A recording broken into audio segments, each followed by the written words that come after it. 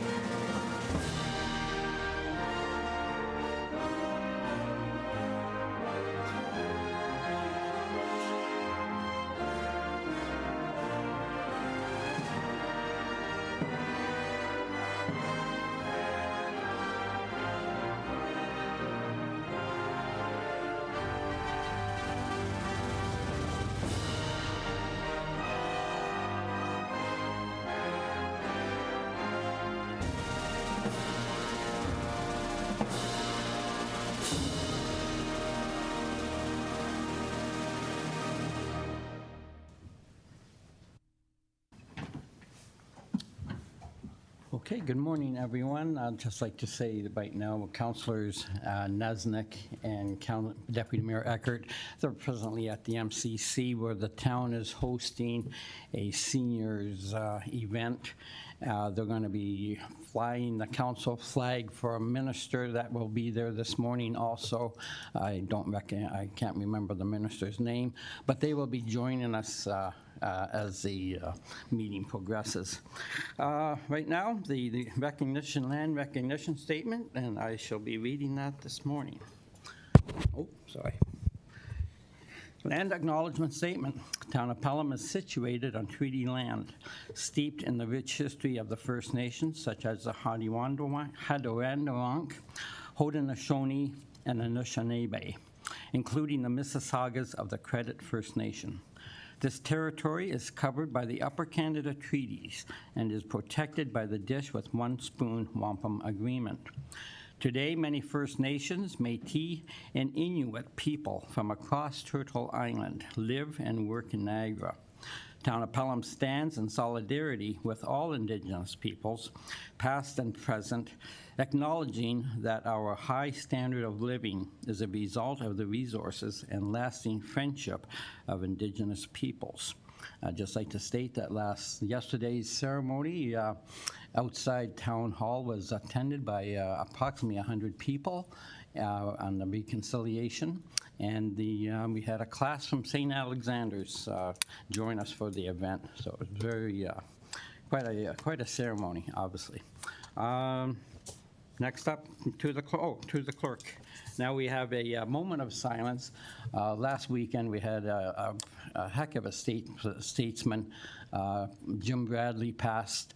He was, I believe it was 54 years in the provincial legislature. Only one other person had served longer than him. And to show our respect for the fellow, I'm asking for 30 seconds of silence.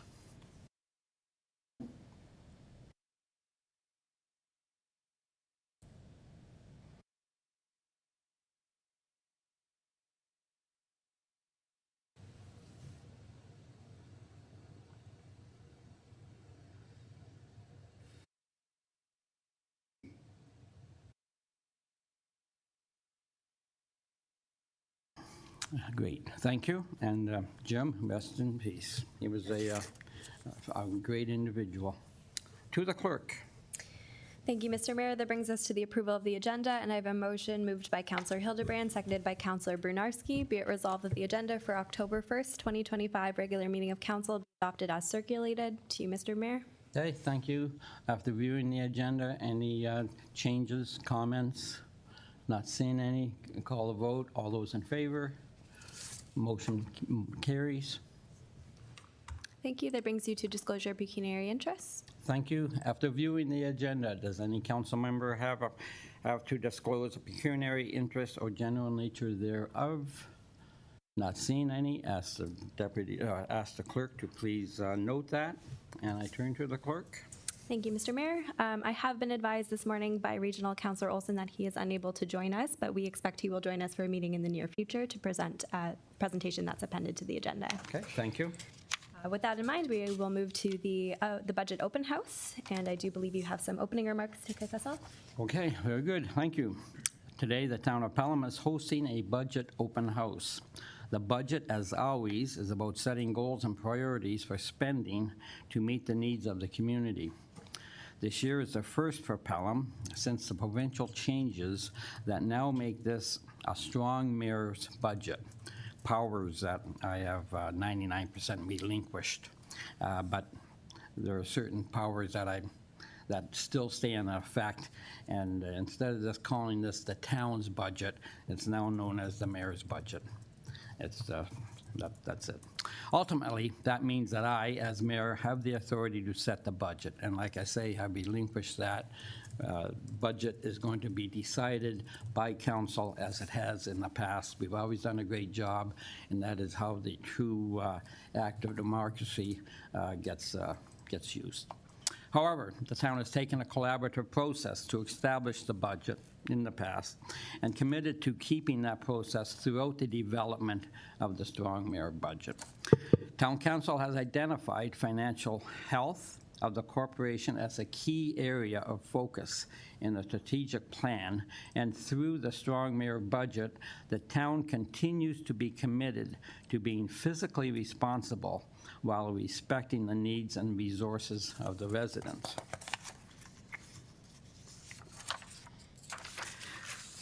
This budget, the budget, outlines, let me start this page again.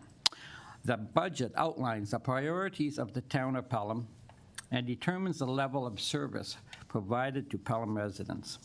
It also guides decisions on spending for services and infrastructure throughout the community. Today is an opportunity to hear from residents about the things that are important to them that can influence the budget. Through a mayoral direction, I have tasked the finance department with preparing a proposed budget for my consideration, and any input provided today will help shape this. And when I say my consideration, I mean council's consideration. Residents are encouraged to continue to stay up to date on this process, and there is a dedicated section of the town website that has information available at www.pelham.ca/2026 budget. I will present the mayor's budget to council on October 29, 2025, and a budget meeting will be held on November 17th, 2025. To the clerk. Thank you, Mr. Mayor. So to begin the open house, we are joined by two members of Notre Dame College School, Marco and Jacob, to discuss student scholarships. Marco, you brought some troops. There we go. Welcome to council, and we look forward to your presentation. Good morning, Mr. Mayor, members of council and staff, and to Gary and the public that's here, and especially to our students. I'm a proud staff member of Notre Dame College School in Welland. I teach various subjects. One of them is peace and politics. In our politics class, we try to get our students to be well versed in the political system, whether it's local or regional or provincial. We touch federal and we touch global issues as well. And one of the issues that came up locally was last year that we discussed in our class, and I push our students, our school pushes our students to have a voice. The students that are with me today are not only proud Notre Dame students, but proud members of residents of Pelham here. And there are a small handful of hundreds that are at Notre Dame as well. So the substance is going to be presented by Jacob Grande. I could assure you his words today were written by Jacob, which I think you'll be quite impressed as municipal leaders having future residents like Jacob, or leaders like Jacob. Can you hear me fine? Yep. Good morning, Mr. Mayor, councilors, staff, and guests. My name is Jacob Grande, and I am here before you as a grade 12 Notre Dame College student representing our graduating class. I'm also a proud resident of Pelham, and as Mr. Magazzini mentioned, everyone with me today is, and we have hundreds more at Notre Dame. It has come to our attention that the financial grant that the town of Pelham provides for graduates is only accessible to students of one school, E.L. Crosley. I am before you today in hopes of changing this, not just for ND students, but for all contributing members of the town of Pelham attending and graduating from other schools such as St. John de Brebeuf and Centennial. I would like to take a brief moment to acknowledge what growing up in this community has meant to me.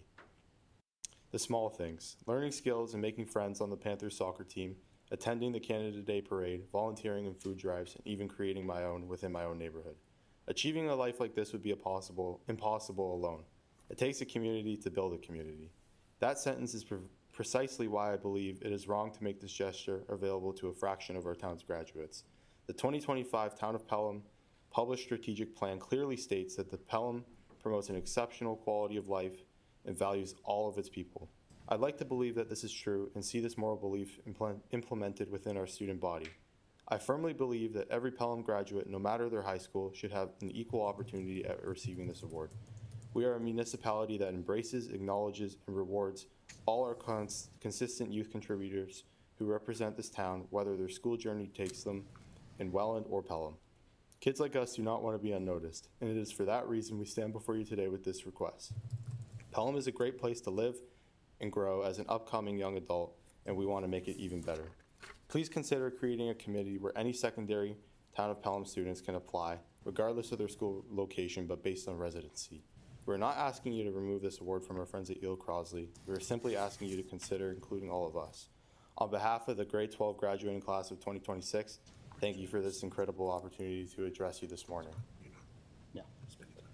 Okay. Thanks, Jacob, for your presentation. Thank you. I remind council and all those present that today we just receive your information. No decisions are made until we actually get into budget discussions. On that feeling, if anybody on council wants to make a comment to the presentation, we will definitely allow that.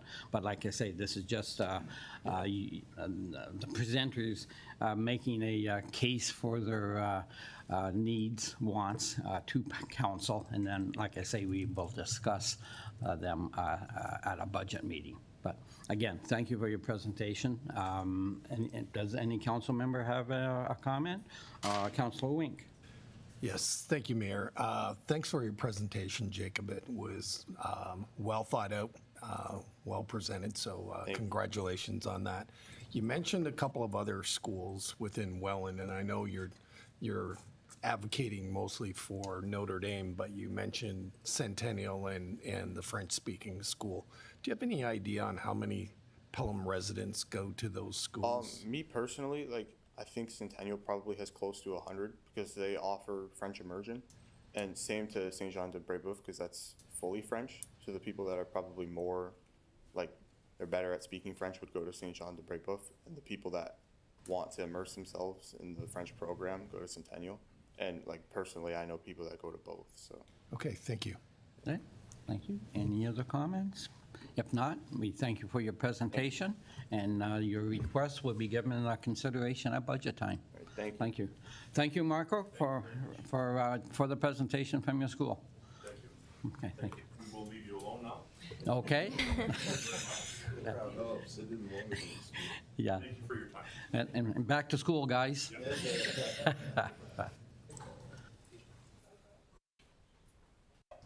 And I turn to the clerk. Thank you, Mr. Mayor. So prior to the publication of this agenda, we didn't have any more pre-registered speakers. However, it is our usual practice to open up to the gallery.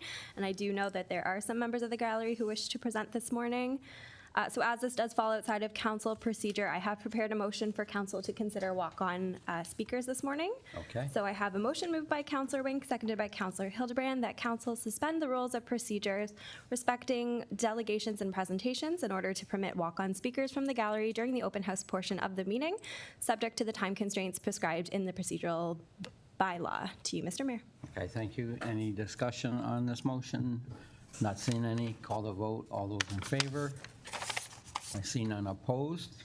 Madam Clerk, we will hear the first speaker then. Excellent. Thank you, Mr. Mayor. And then just to remind the public that the time allotment is 5 minutes. So I would ask any speakers to please identify their name and the organization that they may be presenting. I did hear from a couple people so far, so we can begin with Frank Adamson. Good morning, Frank. Welcome to council. Good morning, Mr. Mayor, councilors, staff. Sarah, thanks very much for the setting this up for me. I was here with Brian Beatty about 1 year ago, talking about the rail spur development. And at that time, council agreed to put $20,000 towards that project. And the recommendation from Trillium was that the town of Pelham submit a proposal, and it was a proposal for $200,000 to complete the section of the trail, basically from Station Street at the Highway 20 over to basically Rice Road. As you know, that was unsuccessful. I called Mr. Cribbs last week just to say where are we in that process and that those monies aren't available. And he informed me of this meeting today and suggested it would be an opportunity to come. So I'm wearing two hats, basically. So one hat, obviously, is Rotary. I am the president of the Rotary Club of Font Hill this year. And the other hat is I am, as you know, vice chair of the Pelham Active Transportation Committee. So at a board meeting last week, our Rotary Club approved me presenting today, asking for consideration by council to fund in this next budget year our portion of the trail. We also had a public or Pelham Active Transportation Committee meeting last week, and basically there was a motion from that committee that recommends to the town of Pelham that funding be allocated in the next budget year to complete the 1 kilometer portion of the trail, and further recommends that Frank Adamson present this recommendation to council. So that's why I'm here. In the Trillium application that was put forth, and just as a reminder as to why this trail is so important, the town of Pelham 2023-27 strategic plan identifies 5 key areas of focus for the municipality, including community development and growth. One of the action items to be accomplished in the strategic use of town lands, the town of Pelham's Recreation, Culture and Parks Master Plan 2023 to 2032, identified Pelham residents strongly support the trail system, and the paved section of the Steve Bauer Trail and other paved trails has been particularly well received by the community. The master plan survey found nature trails and paved trails are among the highest priorities for future capital investment, and local trails were identified as a strength, particularly the paved portions of the Steve Bauer Trail and the town's commitment to snow removal. As you know, over the past year, Bruce Timms, who is a past president of the Rotary Club of St. Catharines Lakeshore, and I have been making presentations to this body, obviously, to the Thorold Active Transportation Committee, and to the Regional Municipality of Niagara in regards to this trail and their portion, which is about 9 kilometers. Our portion is close to 1 kilometer. Over that time, we have received support from, in the Town of Pelham Master Plan, the City of Thorold Master Plan, the Regional Municipality of Niagara Strategic Plan, the Rotary Clubs of Font Hill, Welland, St. Catharines Lakeshore, St. Catharines South, Niagara Falls, the Niagara Falls Rotary Foundation, Lions Clubs, Font Hill and Thorold, the Niagara Peninsula Conservation Authority, Pelham Advocates for Trees and Habitat, Freewheelers Cycle Club, Heart Niagara, and many citizens within Thorold and Pelham area are supportive of this initiative. My club is celebrating its 35th year as a Rotary Club in this community. And we were looking for a legacy project that we could fund. As you know, we funded $5,000 towards the Meridian Community Center, and we put another $20,000 towards Pathstone Mental Health Clinic that is run here as a commitment. Trails have been something that we've been interested in for a long time. As you know, the Steve Bauer Trail was sponsored by the Rotary Club of Fonthill, and the Rotary Club of Fonthill was successful in achieving a grant from the Trillium Foundation to make that happen. Niagara Falls clubs have sponsored trails in their community as well. These clubs collectively are willing to put in somewhere in the neighborhood of $80,000 towards this project. And I'm happy to say that this morning my club agreed that we would commit $25,000 towards this project over a period of 5 years. So we'll put $5,000 a year into this trail. We would like your consideration in this regard. In recognition of this donation, we would like to honor our last and longest serving charter member, Gail LeVay. She has been a longtime business owner of the BP gas station in Pelham for over 4 decades. She's a Paul Harris Fellow. She's a Rotarian of the Year. She was our Sergeant of Arms and Archivist for 34 years. Her former business on Highway 20 at Wellspring Way backs the trail, and she continues to be an active member and volunteer of the Fonthill Concert Series and was instrumental in receiving a Trillium grant to upgrade the sound system for the concert series. So the name we would suggest for this 1 kilometer section of the trail, and we really are the linchpin or the keystone for the rest of the trail. So our section follows into Welland and the Great Circle route, and this section also, with the support of Thorold, which is looking very positive right now, will connect us to the Great Circle route. And as you know, there is no quick, easy, safe way to get to the Great Circle route from this community. You're going down Highway 20 and taking your life in your hands, or you're going down Merritt and taking life in your hands, or you're going down Port Robinson and really taking your life at your hands. But if I want to get to Niagara Falls and I want to get across the canal and that ferry, that's the way I have to go. So this takes that out of play. Bruce Timms was the regional councillor for 27 years, and he was the architect of the Great Circle route. So he's the other guy that we're really working on. And as you know, we have met with Tom Rankin. Tom Rankin provided the drawings and the initial cost estimate for this whole project. And I think he's very much on board. We're meeting with Walker Industries next week. They're coming to our club for a presentation in regards to their support as well. So that's a consideration we'd like you to make in regards to our part of the trail. We don't see this any different than the Steve Bauer Trail. It was named after Steve. The Kinsman Room at the Meridian Community Center, the Lions Elevator at the Community Center. This would be a real honor for us to honor Gail in this way, and we would ask you to consider that. Our understanding is that the cost of our section is somewhere between $200,000 and $250,000 based on the work that was done by Teresa and staff in regards to the original application for the Trillium grant for this trail.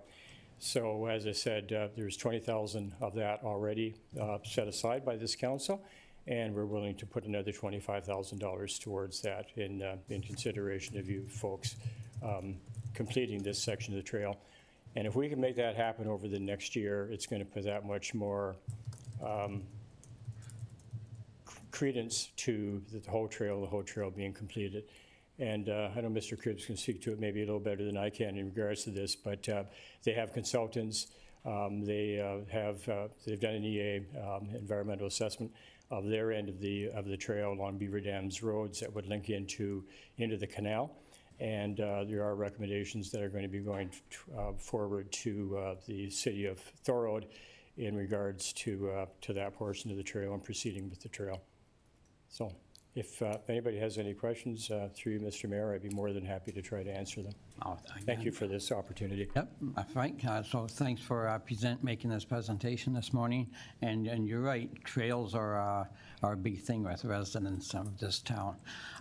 Before I turn it to council, one question. So you mentioned the other clubs, I thought it was 80,000, and that's to Thorold's portion? Is that what that's going? Yeah, so our 25 would go towards our portion of Yes, the trail. yes. The Niagara Falls Foundation has about $1.2 million sitting in the bank, and they spend the interest of that every year.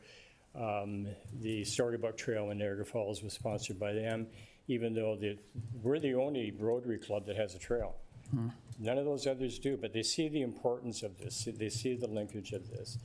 And basically, it's an opportunity for us to promote Rotary throughout the region, which certainly helps with our membership, which we all struggle with, Lions, Kinsmen, ourselves. Yeah. And again, it's just our commitment back to this community by doing $25,000 towards the trail.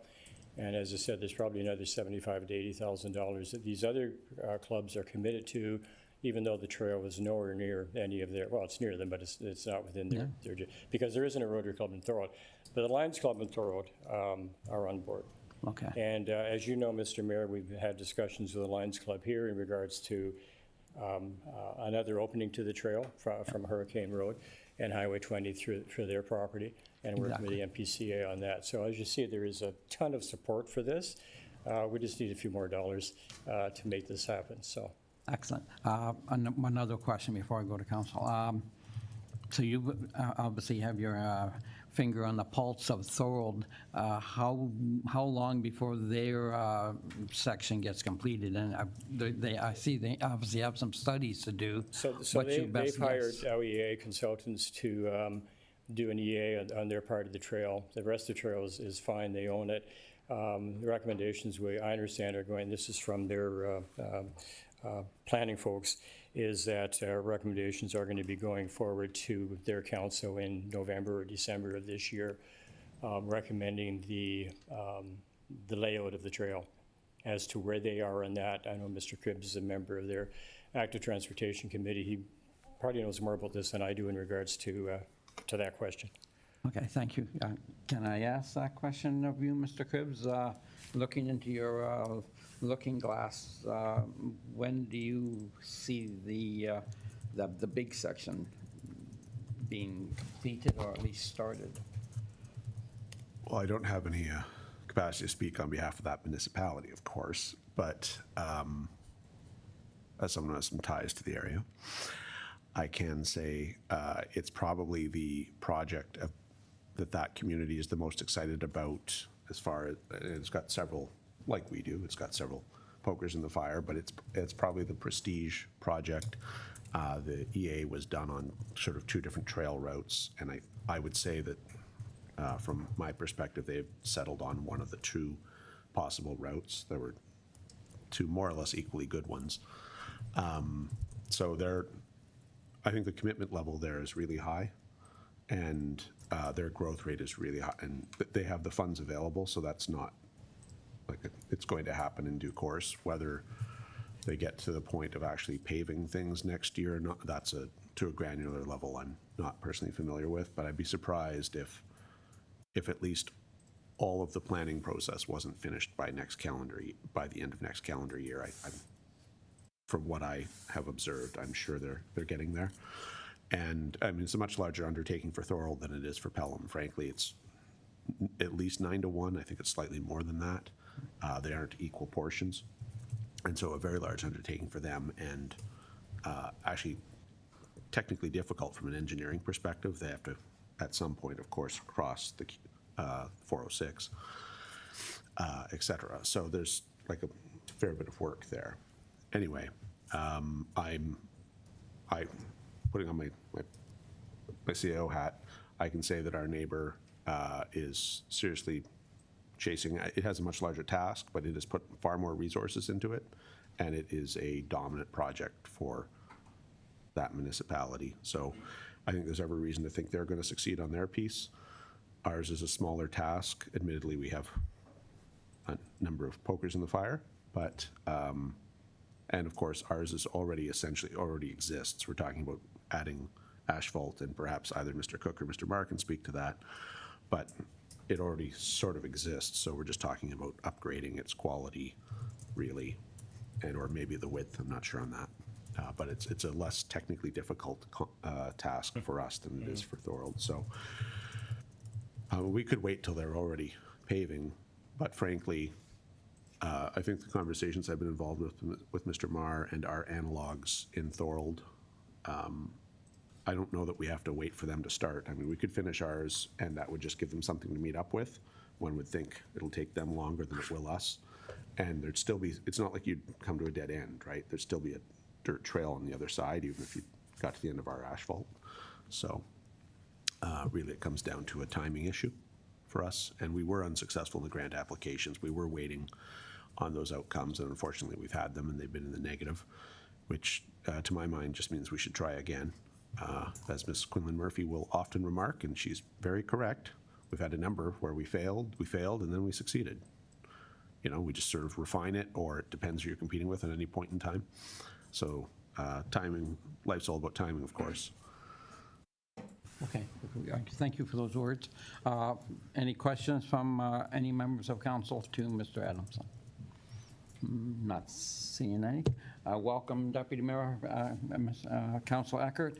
And how are things at the MCC? It was a very good opening to the seniors' presentation, and the minister gave some excellent response to the crowd. So thank you very much. Excellent. Oh, to the CO. By the magic of the internet, I am aware and should inform council that we have, in February, we've applied for a new grant for this trail, proposed trail, of $138,000, and we're waiting to hear back from Housing Infrastructure and Communities Canada on that. So we are hoping to get the better part of $140,000 and waiting to hear back. Mr. Mayor, through you, Mr. Cribbs, who is that for? With Trillium or? No, it's the Active Transportation Fund administered by Housing Infrastructure and Communities Canada. It's the federal government, HICC. Thank you. Excellent.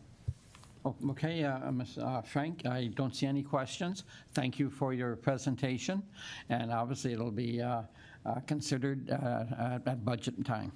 Thank you. Thank you, Mr. Mayor. Thank you, councillors. And we also welcome Councilor Nesbitt.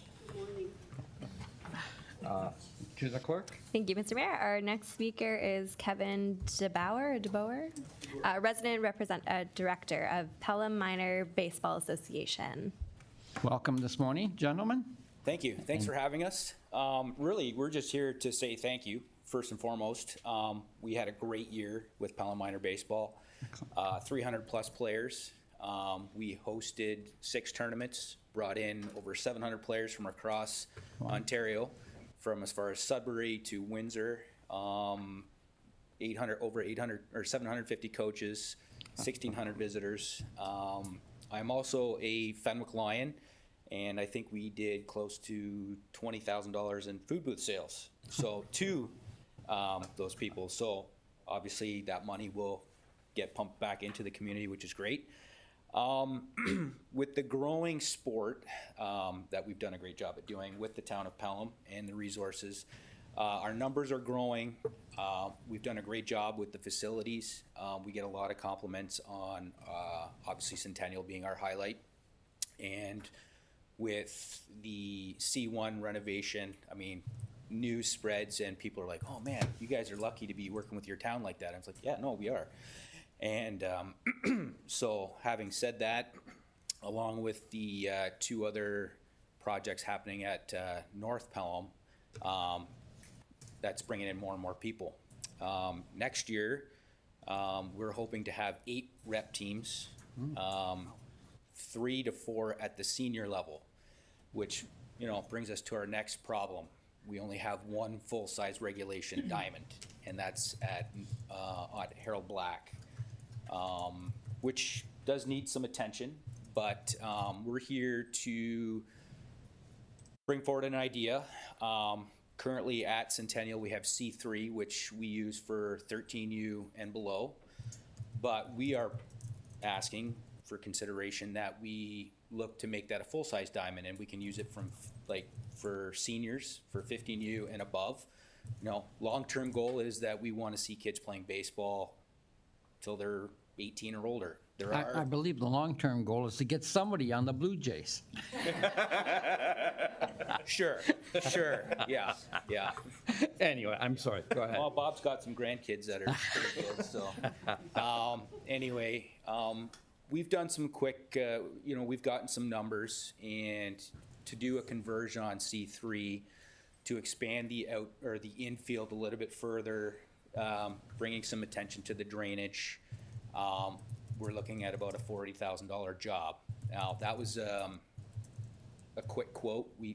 I think it can be done for less, but we feel that move for the PMBA would really help us. And, C3 is kind of our attraction to Centennial with the new lights, and we've been doing a lot of night games, which has been great. So, again, we just want to thank you for your commitment to Pelham Minor Baseball and from the support from Christina and her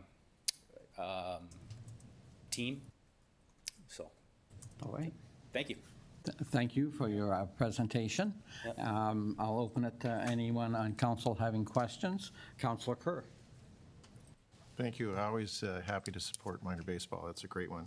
I'm just going from what you handed out to us. Yeah.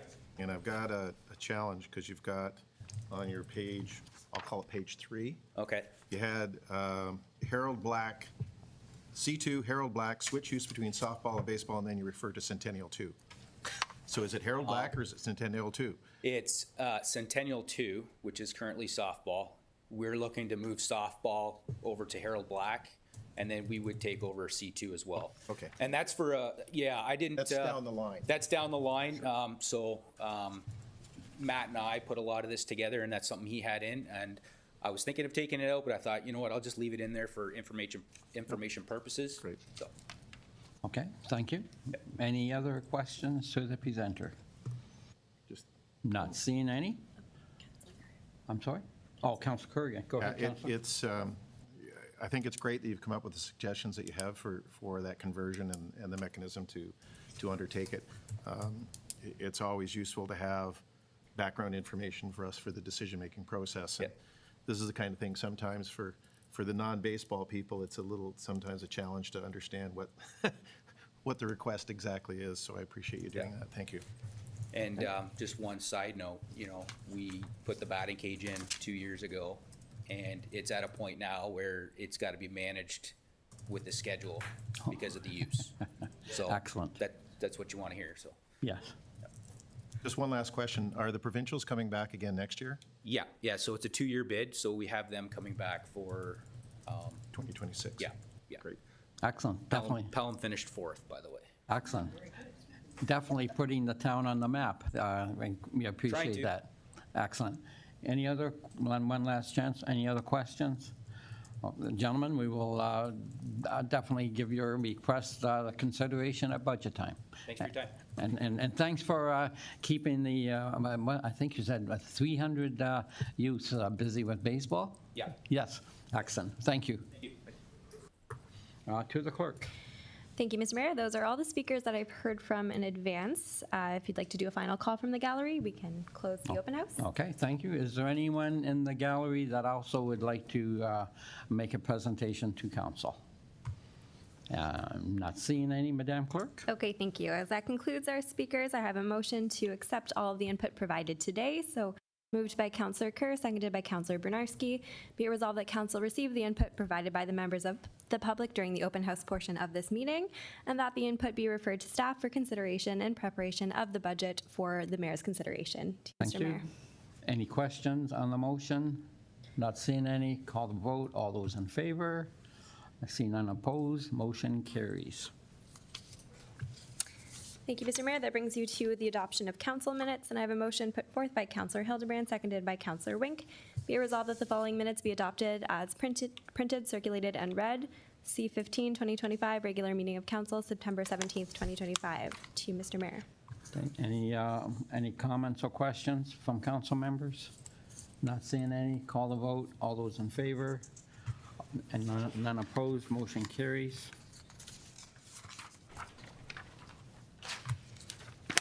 Thank you. That brings you to item 9. And if there are any items from the consent agenda that council would like to lift, now would be the time to do so.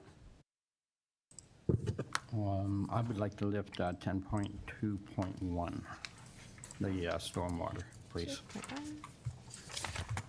Certainly, Mr. Mayor. Are there any additional items to be lifted? Any items that any other councillor would like to see? I'm not seeing any, Madam Clerk. Okay, thank you, Mr. Mayor. So 10.2.1 will be considered after the consent agenda. Therefore, that does bring us to the consent agenda. And if there are any items that council would wish to speak on, now would be the time. It is quite a short consent agenda, so perhaps we can consider all the items together, save and Yes. accept 10.2.1. Yep. Thank you. Okay. Any, and I don't see anyone wanting to talk to him. Okay. If there's no discussion on the consent agenda, I have a motion put forth by Councillor Bernarski, seconded by Councillor Hildebrandt. Be it resolved that the consent agenda items as listed on the October 1st, 2025 consent agenda be received and the recommendations contained therein be approved, saved, and accept. 10.2.1 to you, Mr. Mayor. Okay. I'll call a vote. All those in favor? I see none opposed. Motion carries.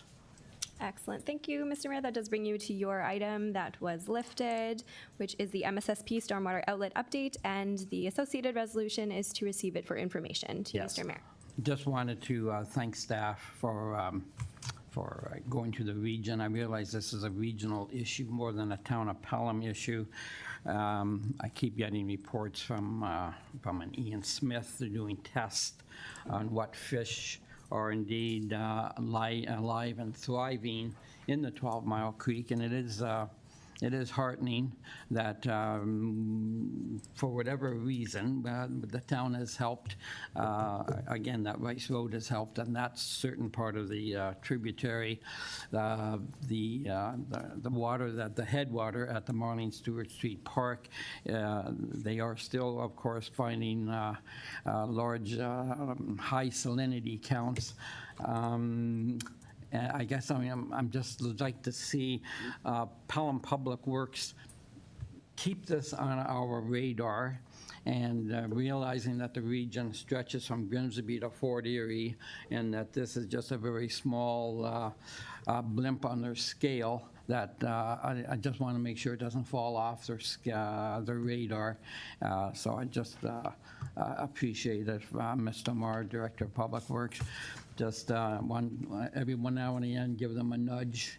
I believe when I read that report that that towns and regions are now, we mandated, in fact, to keep runoff out of streams. I thought that there was just a recent change in the environment. Perhaps you could, and maybe I read that wrong, but any comments about how you see this unfolding down the region seems to be looking at it seriously, and I'm hoping they do indeed come up with a solution to keep that salt out of the a live stream. And any comments from you would be appreciated. Through you, Mr. Mayor. So the municipality as well as the region do have salt management plans that we develop and work with to try to limit the amount of salt that gets discharged to our stormwater system. So in this particular case, it is a regional infrastructure that we're talking about. We have been in contact with them, just as the town is now responsible for maintenance and upkeep of our stormwater management systems through our CLI ECA approvals. The region has those as well. So they will be required to do ongoing maintenance and upkeep of their systems. This report was an information report that we promised to bring back to council. We haven't got all the information from the region yet. They're going to do further investigations and let town staff know what maintenance activities they will be conducting on their outlet. The other thing I can tell you is that the region is looking at the section of Highway 20 between Station Street and Hay Street, and they're going to be looking at reworking a portion of that road. That may include some additional stormwater measures. We don't know yet. they're going to be doing an environmental assessment study on that section of road in the coming year or two. So that will also be an opportunity for town staff to be engaged with that process to make sure that everything's being done that can be done to limit the amount of runoff through the MSSP park, as well as try to limit the amount of salt content. So we'll keep on them. Oh, thank you for that, and I do appreciate the fact that we used to have a contractor that had a pile there, allowed to pile the salt there, and that with the new contract, they were asked to locate that pile at a different location, and I realized they had it covered, but any runoff at all that we can eliminate is greatly appreciated. So I appreciate the fact that the town took that step. Any other questions from any other council member on this item? If not, that's good, Madam Clerk. Thank you, Mr. Mayor. The item was lifted, so I will require a mover and a seconder to receive that report for information. No, okay. Councilor Kerr? Seconder. And Councilor Hildebrand, you'll second that? Okay, thanks. Thank you, and for a vote, Mr. Mayor. Okay, and on the vote, all those in favor? I see none opposed. Thank you. Thank you very much. And Mr. Mayor, that does bring you to staff reports requiring action. And our first item is 12.2.1, pilot program for dog waste diversion from public waste receptacles. And I have a motion put forth by Councillor Niznik, seconded by Deputy Mayor Eckert. Be it resolved that Council receive report 2025-0205 for information, and that Council direct staff to include a project in the budget for the amount of $35,000 to purchase and install 3 Sutera in-ground dog waste receptacles to be installed at 1 Woodstream Park, 2 Pelham Corners Park, and 3 Steve Bauer Trailhead, Port Robinson and Station Street. That Council direct staff to include the annual cost of servicing the receptacles in the budget, the 2026 budget as well, and that Council direct staff to prepare a report in Q4 of 2026 to communicate the results of the pilot program to Council for future consideration of expansion. To you, Mr. Mayor. Okay, thank you. And it's logical to assume that as the town gets more and more residents, that we will also be getting more and more pets. And believe it or not, I know there's cat people out there, but let's say the most of them are indeed dog people. So this so this is indeed an innovative program for sure. I'll open it to council to any questions they may have. Councilor Kerr. I'm one of the dog people, so. There we go. You may call me dog face, but that's a whole other thing. I think it's a good incentive. I had asked Ryan, and I appreciated his comment. My concern was whether one of the challenges has been you have been able to put dog waste into your organics containers, but they needed to be in recyclable dog bags. And the question was, well, would these containers manage if you use poop in a non-recyclable dog bag? And according to him, his conversation to me was, yes, the company has a mechanism to deal with it. That's always been the problem. That the other irony is that the recyclable dog bags cost 4 times the price of a regular plastic cheap one. So people just say, well, it's just dog poop. Why am I blowing the budget, per se, on that? So I think it's a great incentive. I think there's also multiple other places where we look at high traffic zones coming. We have to start with something. I think the thing that's positive out of this is that they've identified 3 target areas of high traffic, pet traffic, people traffic. Admittedly so, examples even coming to mind, even in the village of Fenwick, behind the former Royal Bank. Massive number of dog walkers utilize that waste disposal tin that's there, as well as the one over by the Avondale. And similarly, those coming out of the park in Centennial Park, because there are no receptacles there, as they come off the trails or other things in the park, there's no access. So I think this is a worthwhile thing that should be included and debated in the budget, and that it's a solid. It's the beginning, admittedly so. You're always trying to look at ways of diverting non-waste to the landfills if possible, and this is just an obvious one to take advantage of. Excellent. Thank you, Councillor. Councillor Hildebrand. Through you, Mr. Mayor. Just another technical question. From visiting the recycling plants, the issue they always have is the knot in the bag of the plastic bag. That's where the issue occurs. It's not the bag decomposing or being able to treat it. It's the knot. When the people knot the bags up, that's where the issue occurs. Will this system take care of that knot? Because that's where everything seems to fall down.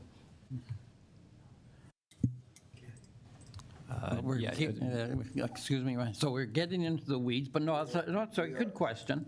And I don't know if Ryan has that information at his fingertips, but we wait for your words, Mr. Cook. Yeah, through the mayor. What goes on with the dog waste after they collect it is it goes to a facility somewhere outside of the Niagara region. It's actually shredded up and then burned for energy. So it's not actually being composted. It's being transferred into hydro or electric power. So the knot's not going to affect any of that. Okay, thank you for that, Mr. Cook. Any Council Nesnick?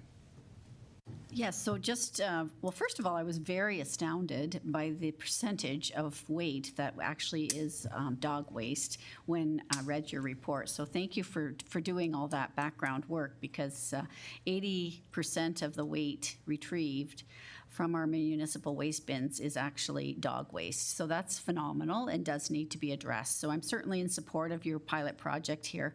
Just a question, I guess, would be how will we educate the dog owners and public to make sure that that's the receptacle they use for their. So through the mayor, so the vendor that we contacted for information on this does a full suite of public service and public announcement. So what we get with the units is also communication to public, and they actually have right down to an app where they will map where the dog waste containers are, and you can see when you're walking the dog where you can dispose of that. So it's an older program. I think it was actually initiated by the city of Mississauga a number of years ago. So it's kind of matured to the fact that they do know that they do have to put out some communication to the public, and that's all kind of wrapped up for us and provided with the system. Council? Very much. That's great.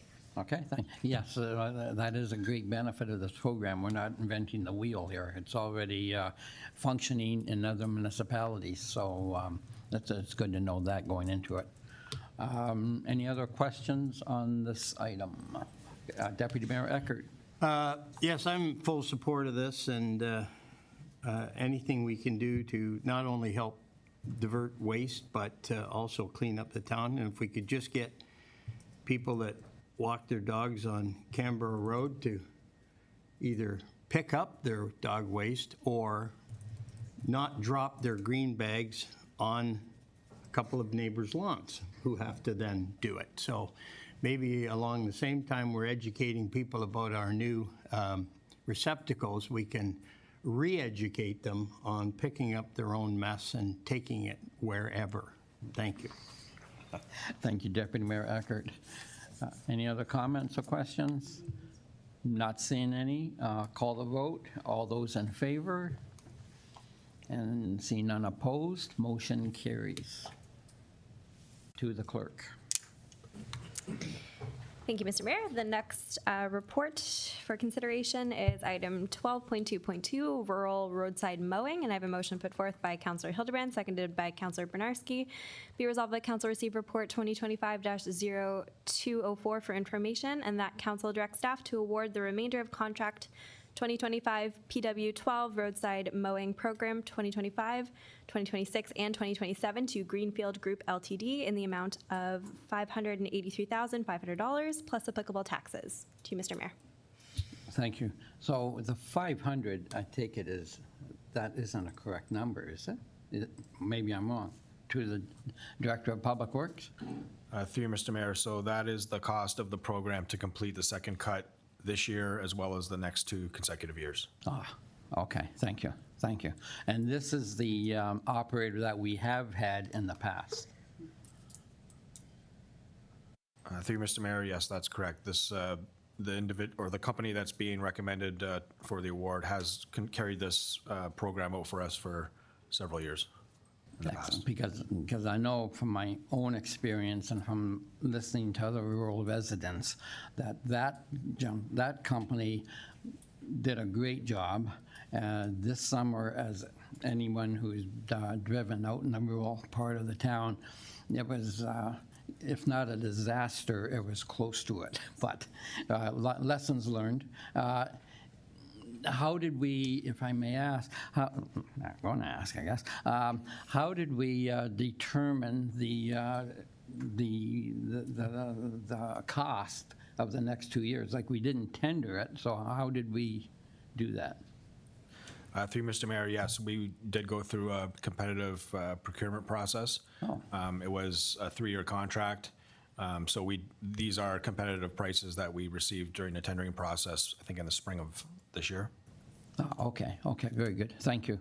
And when will the second cut commence? Through Mr. Mayor, so the second cut usually starts in about a week or two, late September, early October. That's when we start the second cut, and it should take about 3 to 4 weeks to complete. Excellent. I'm very happy to see on a personal that we've gone back to, or at least have changed the contractors.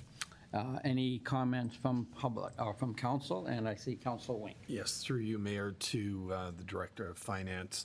How does the $583,500 compare to the cost or the contract that we had with the previous contractor? Like, are we going up in price, or are we going down in price, or is it neutral? Through you, Mr. Mayor, we are going up in price. And Ryan, do you have those details? Through the mayor, I don't have the figures right in front of me. This contract is up about 3% from the last. So we do these contracts in 3 years. That's what I should start with. So to continue on going, it's a 3% increase from our last contract. It is quite a bit more than the low bid. But I don't have I don't have those numbers in front of me. Yeah, I do have it. Usama has it here. So it's about $50,000 of an increase. Okay, thank you. Okay, thank you, Councillor. Any other questions on the road cutting program? Not seeing any. I'll call the vote. All those in favor? I see none opposed. Motion carries. To the clerk.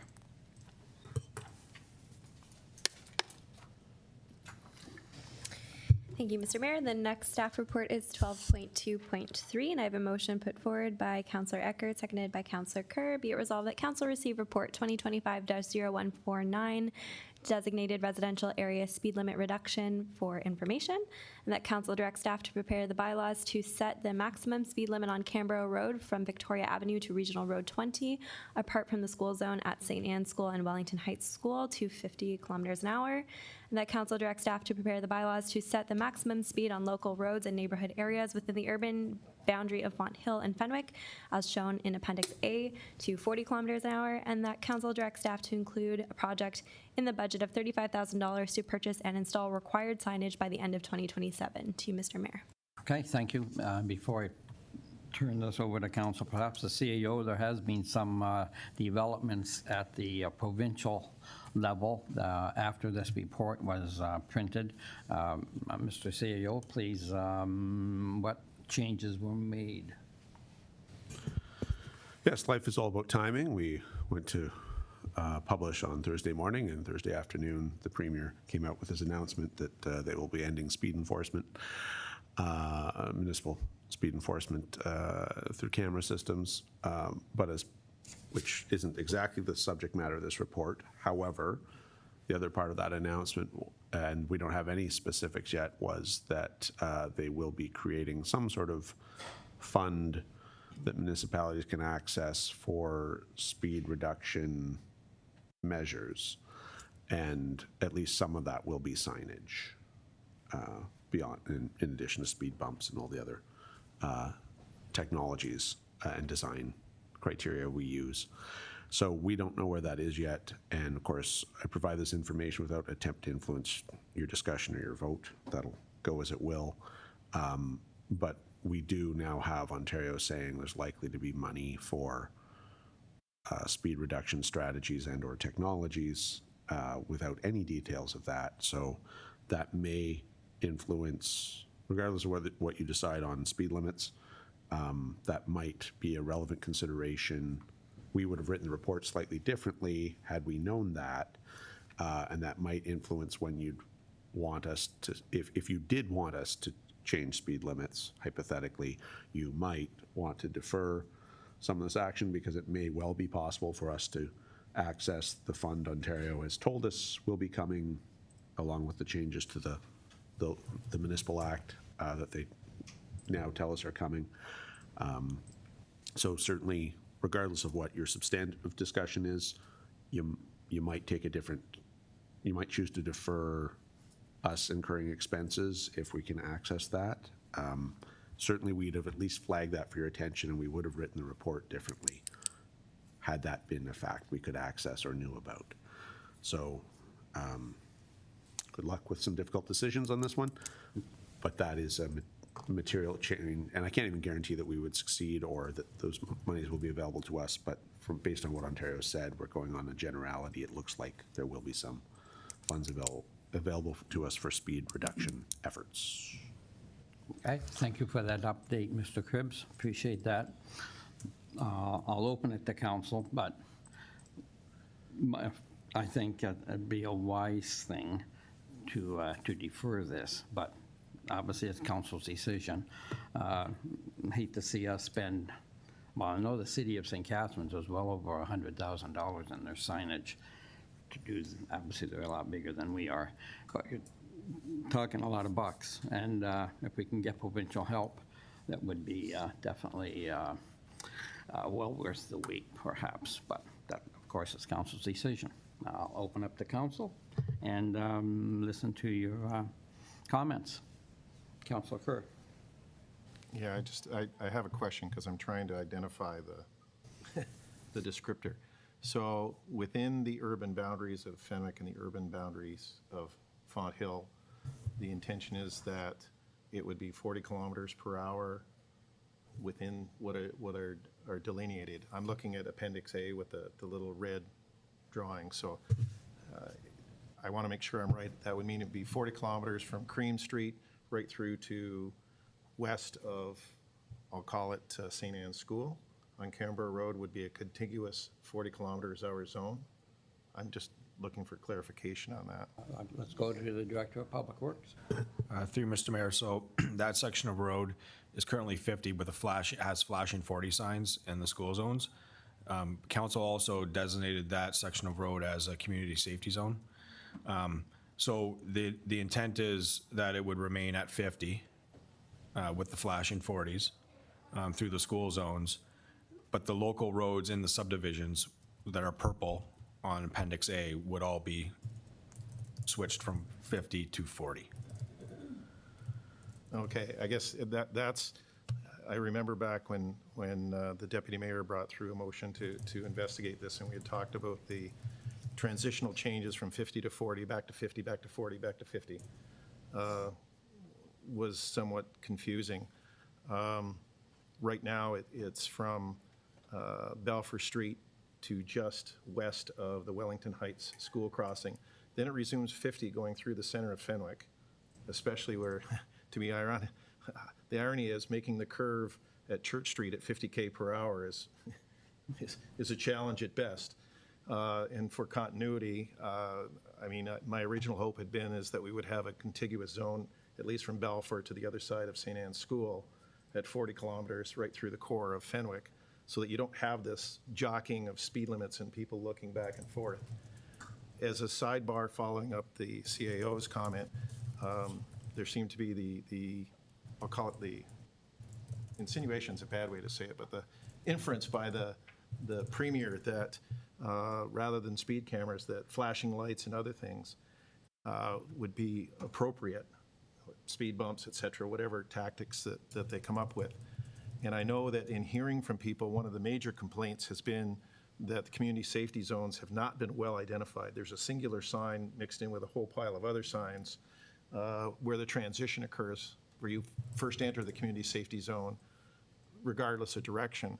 And to me, it seemed quite obvious that you put a flashing light that it's a 40K at the beginning of the community safety zone, if that's what we're using, so that people know.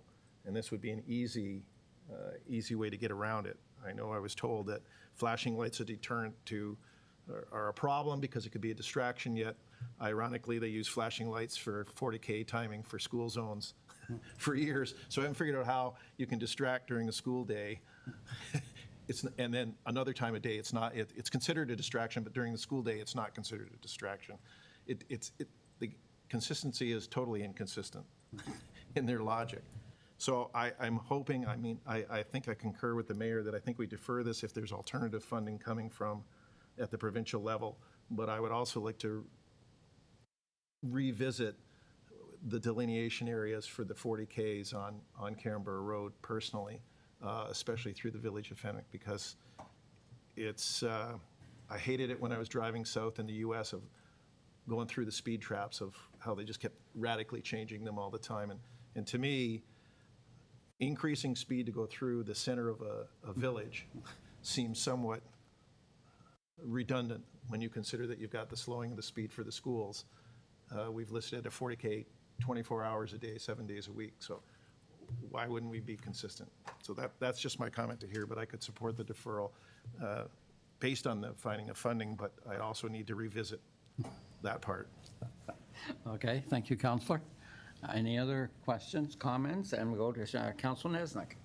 Yes, thank you. So just through you, Mr. Mayor, to Mr. Marr, just a question with regards to, you said 24/7 school zones. Is that area a 24 hours, 7 days a week school zone?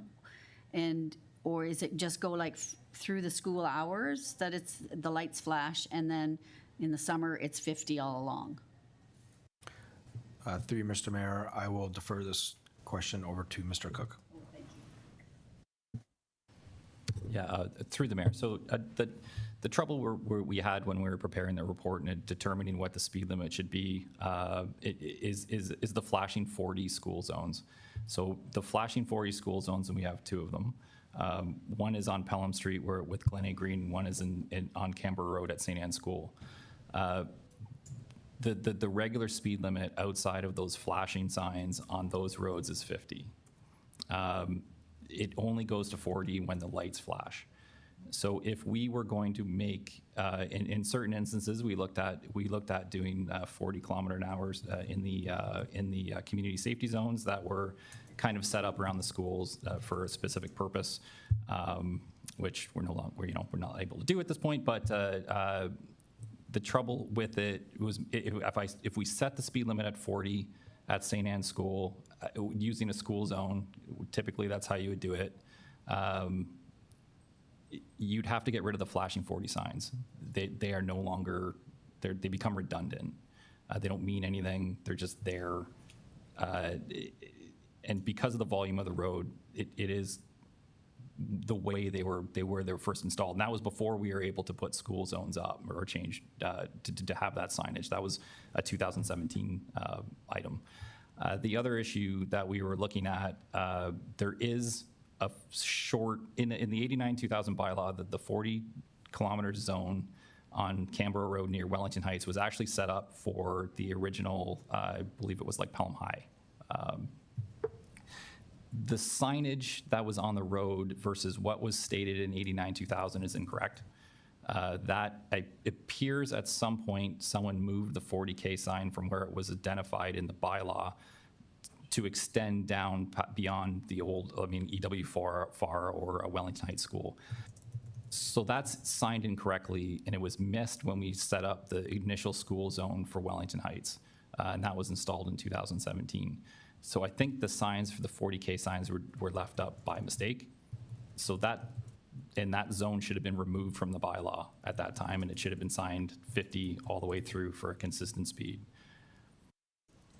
The reason why we put up the school zones and the school zone 40 signs is really an indication to drivers that there is a hazard there.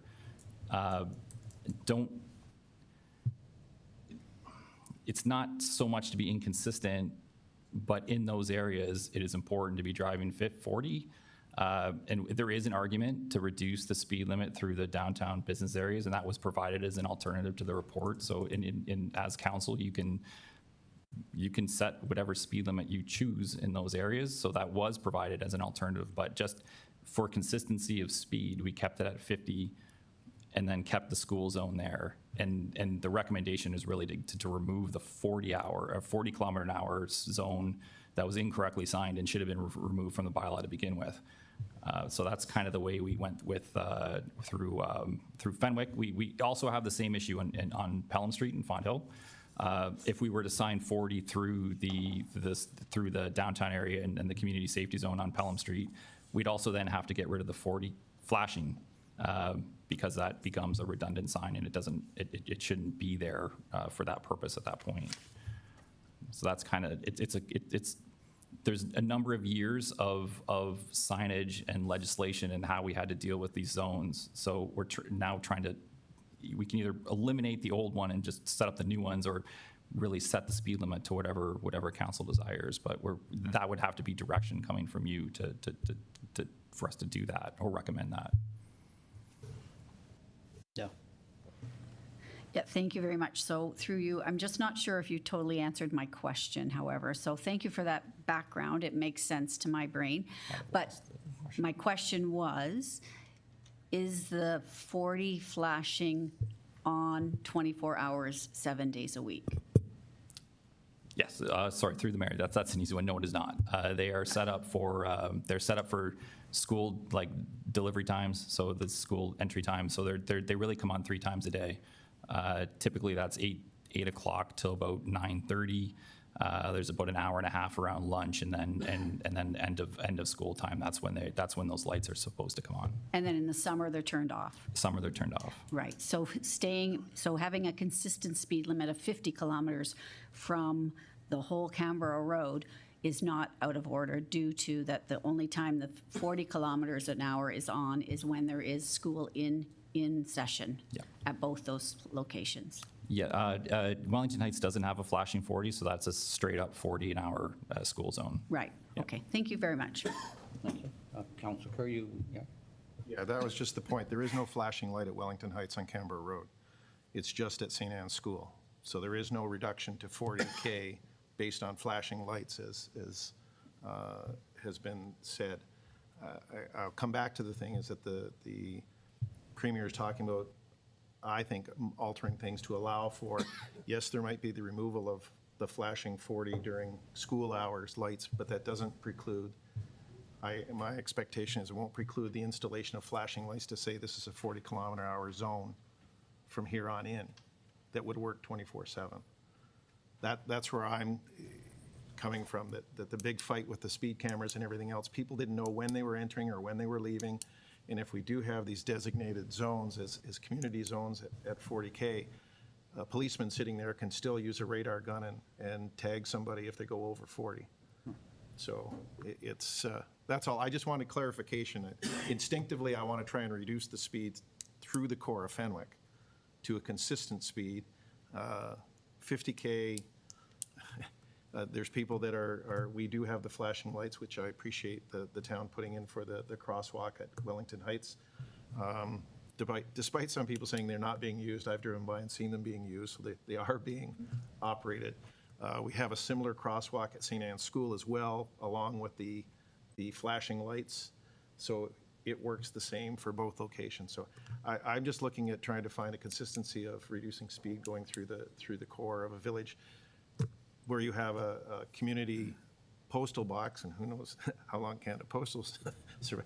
We have a postal box that has over 300 post boxes, so people are crossing the road at Canberra and Maple potentially 5 days a week, just for that alone, and not including the Avondale store, which sells adult beverages, which always has cars parked in every which direction possible. So that's all. I'd like to see, personally, I'd like to see the 40K from Balfour through to the west side, but that's mine. But again, the issue, I guess, is do we keep this or do we defer? And I'll come back to a defer and we can deal with it at that point.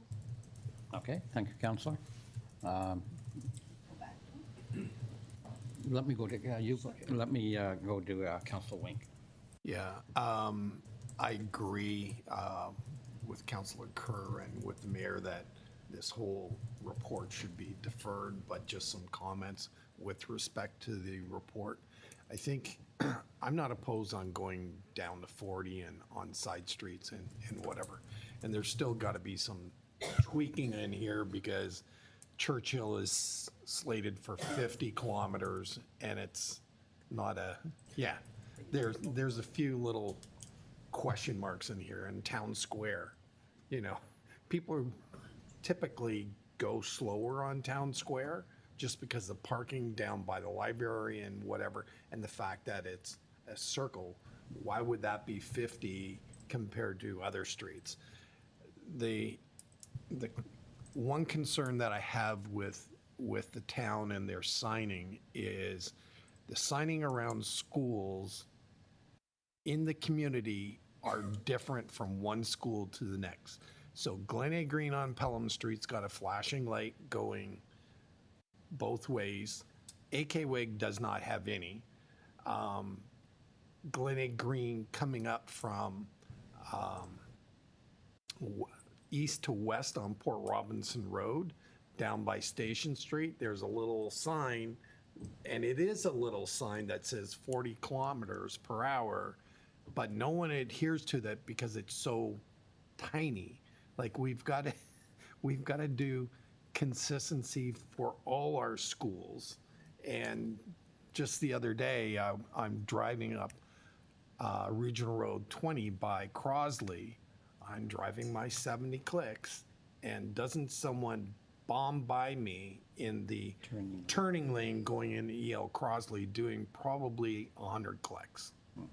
You know, every school should be designated exactly the same way in our community, but they're not. So I'd like to see some consistency in what we're doing around all our schools. If I can, I'll go back to Mr. Cook. And again, just a comment on the councillor's statements. Yeah, through the mayor, like I said, the flashing 40s were initiated a number of years ago on roads where there was a high enough volume for them to be on. There wasn't at that time a mechanism to put 40K for school zones. All of the schools, like AK Wig, would have a 40 kilometer an hour school zone sign. We can look at the size of that sign, but it is standard to the OTM. The flashing 40 signs make it only 40 during those school times and not any other time. So there's just two different ways that the town addressed the school zones, and that's why there's inconsistency. The way to do it, and the way we do it now for schools, is through the 40-hour school zones and the 40-hour school zone times. I do agree that the flashing 40s can make that difficult to do in a consistent way without putting flashing 40s on every school, but then it's 50 and 40 only during school times. And of course, Highway 20 is a regional road, so that's outside of our scope. Excellent. Anything else? Or good, Deputy Mayor Eckert. Yes, thank you, Mr. Mayor. A couple of things in the report. Very good report, by the way. But there are a couple of concerns I have. But just go to that Highway 20 thing by E.L. Crosley School. To me, I don't know what someone at the region was thinking, but why they would increase it to 70 kilometers an hour at Effingham Road out past the school boggles the mind. Why would you not leave that at 50 kilometers an hour until they pass the school? It doesn't make sense. On Port Robinson Road, if you're going eastbound, there is a flashing sign that tells you how fast you're going. But there isn't one coming the other way. The report is showing that Port Robinson Road will become a 50 kilometer zone, so we're going to lose the 40 kilometer zone. Is that? Yeah, but it's going to green, so you've got it green from South Pelham all the way through to Rice Road. Mr. Cook? Through the mayor, for the purpose of the report, it's classified as a collector road. It is 40 through a school zone, so it's a different way of signing, and it goes in a different section of the 89-2000 bylaw. The green is based. It doesn't have to be 50. Again, council can decide what the speed limits are. We just took what what was asked of us to write. So, but the speed limit on Port Robinson will always be 40 during the school zone. That doesn't change regardless of the color on. Within the distance of the school zone, so station to South Pelham. Yes, okay, correct. All right, thank you for clarifying that. And as far as South Pelham goes, I mean, part of the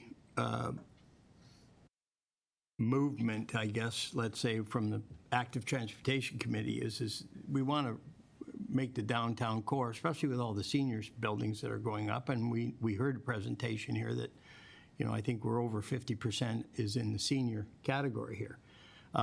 We want to make that as pedestrian friendly as possible. Again, it's like Fenwick. You go 40 kilometers an hour past AK Wig School, and then you can go up to 50 to go into town when all the other side streets are. So I would be in my perfect world,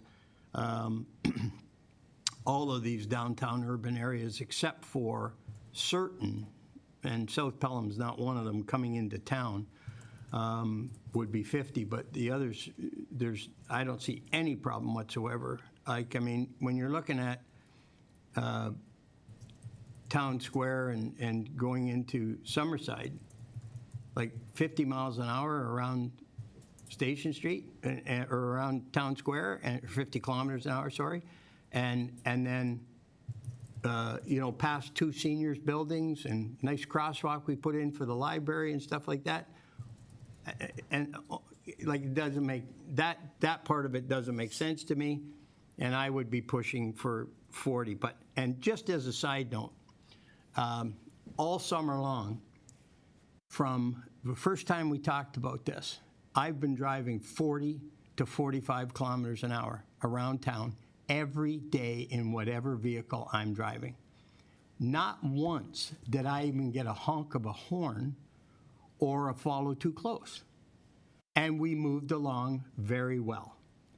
And all of the studies, whether they be from Europe or Canada, the CAA did a report, Sick Kids in Toronto did a report, and all the municipalities around us and London and Hamilton and into Toronto, everybody realizes that dropping the speed limits to 40 kilometers per hour in the urban settings reduces the number of collisions and reduces the severity of those collisions and reduces injuries to humans and cyclists and, well, I guess cyclists are humans, right, Bob?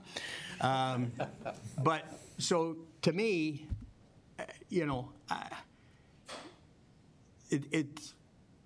that's what I would be pushing for. And I don't think it's beyond the realm. And I understand what the mayor is saying about the cost, but I look at that and we're talking at, I think, Ryan, you have in there that's $35,000 or $38,000 for the signage. And that would be completed or whatever by 2027. Yeah. So for that amount of cost and for the benefits of it, I wouldn't be opposed to that, I can tell you that. I know St. Catharines spent $140,000, I think it was. But all of those neighborhoods in there are you get off, I go to my daughters and son-in-laws, and the minute you get off Bunting Road or Scott Street or whatever else, everything is 40 kilometers an hour. And everybody rolls along nicely, there's no problems, the accidents have decreased, the incidents at the corners have decreased, so that's what I would be pushing for, but thank you very much. It's a very good report. Okay, thank you, Deputy Mayor. To Director of Public Works, Mr. Moore. Yes, through you, Mr. Mayor. So just a comment. one of the alternatives that we provided in the report didn't come out on the map the way we wanted it to, but is for council to establish all the community safety zones at 40 kilometers an hour. That would be an option. That kind of goes against the motion a little bit because it does create inconsistent speed limits on roads, which is part of the original motion that was brought forward for staff to consider. Obviously, that would be an option for council to consider. That would include a lot of the urban collector arterial type roads that are in community safety zones in the downtown core. So making those 40 kilometers an hour would solve a lot of the concerns I think that you may have and the Active Transportation Committee may have. But by doing so, it creates the issues with the flashing 40s and also creates inconsistent speed limits on those sections of roads. Okay, thank you for that, Director. Councilor, or Deputy Mayor Eckert, you still have the floor. Thank you, Director Marr. And just to follow up on that, if this council decides wisely to reduce the speed limits to 40 kilometers in the urban areas, you're right. Those flashing yellows become redundant. Take them out.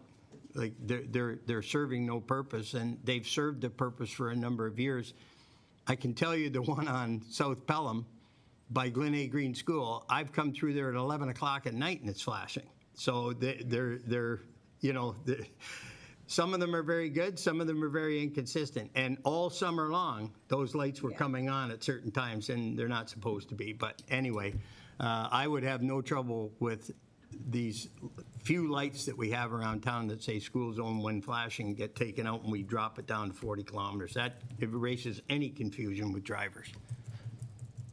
Okay, thank you, Deputy Mayor, for those comments. Councilor Hildebrand. Through you, Mr. Mayor. From all the discussion amongst the councilors, I think there are inconsistencies and things that have to be addressed. And I think deferring the report would put the staff in the position to analyze better all the details and come back to us. And that's would be my preference, to defer the report. Okay, do you want to put that forward now? Yes, I will put that motion forward now. Madam Clerk, need a seconder, correct? I do, yes, thank you. Is there a seconder for that? And Councilor, or Deputy Mayor Eckert, you will second? Yes. Thank you. There's no discussion on it. You can discuss the merits of the deferral, but not the motion itself any further. Okay. So you heard the clerk. Okay, go ahead then, Councilor Neza. I think so. The purpose of the deferral, am I allowed to ask that question? So the purpose of the deferral is to take it back to staff and have them come back with a couple more alternatives. You've heard, I think, our thinking with regards to the core zone areas of our downtown areas and sort of rethink some of those options that we're thinking of. Is that the purpose of the deferral? Councilor. That's correct. And also, through you, Mr. Mayor, that's correct. That is the purpose, and to allow time to see what the province is going to say with regards to speed cameras and legislation. Thank you for that clarification. I'm in support of that then. Okay, thank you, Councilor Nesnick. Any other comments, questions on the deferral, or about the deferral? Councilor Carr. So basically, it's a deferral with direction to staff to revisit. Yes. Councilor? Yes, indeed. Okay, any other questions? If not, call the vote in favor of the deferral of this matter. Yes or no? Yes. And no. The motion is deferred. Wins. Thank you. Thank you, Mr. Mayor.